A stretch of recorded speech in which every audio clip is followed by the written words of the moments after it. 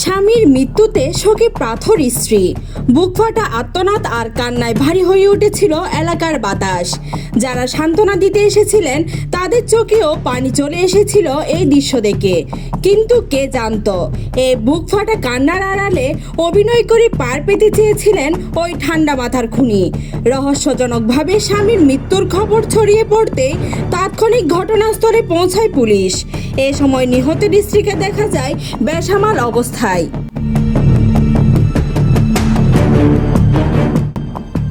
তাকে দেখে বোঝা যাচ্ছে স্বামী হারানোর বেদনায় ভেঙে পড়েছেন তিনি। তার আহাজারিতে প্রতিবেশীরাও ভেবেছিলেন স্বামীর মৃত্যুতে তিনি হয়তো নিজেকে শেষ করে দিবেন। হঠাৎ এই ঘটনার নতুন মোড় নেন যখন স্বামীর ময়নাতদন্তের রিপোর্ট পুলিশের হাতে আসে। রিপোর্টে দেখা যায় এটি স্বাভাবিক মৃত্যু বা দুর্ঘটনা নয়, বরং শ্বাসরোধ করে হত্যা করা হয়েছে ওই ব্যক্তিকে। আর এরপর সন্দেহের তীর ঘুরে কান্নায় ভেঙে পড়া সেই স্ত্রীর দিকে। তবে পুলিশের জেরার মুখে বেশিক্ষণ টিকতে পারেনি স্ত্রী।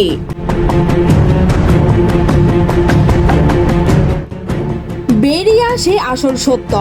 যে স্ত্রী কিছুক্ষণ আগেও স্বামীর জন্য অঝরে কেঁদেছিলেন, তিনি স্বীকার করেন পরিকল্পিতভাবে তার স্বামীকে হত্যা করেছেন তিনি। তবে এ ঘটনা পারিবারিক কলহ নাকি অন্য রহস্য তা পুলিশ খতিয়ে দেখছেন। ঘটনার পিছনের আসল কারণ। ভারতের চাঞ্চল্যকর এই ঘটনাটি সামাজিক যোগাযোগ মাধ্যমে ছড়িয়ে পড়তেই মুহূর্তের মধ্যে ভাইরাল হয়।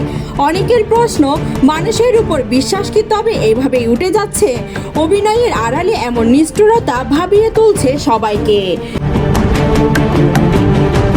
News desk, Hindus news.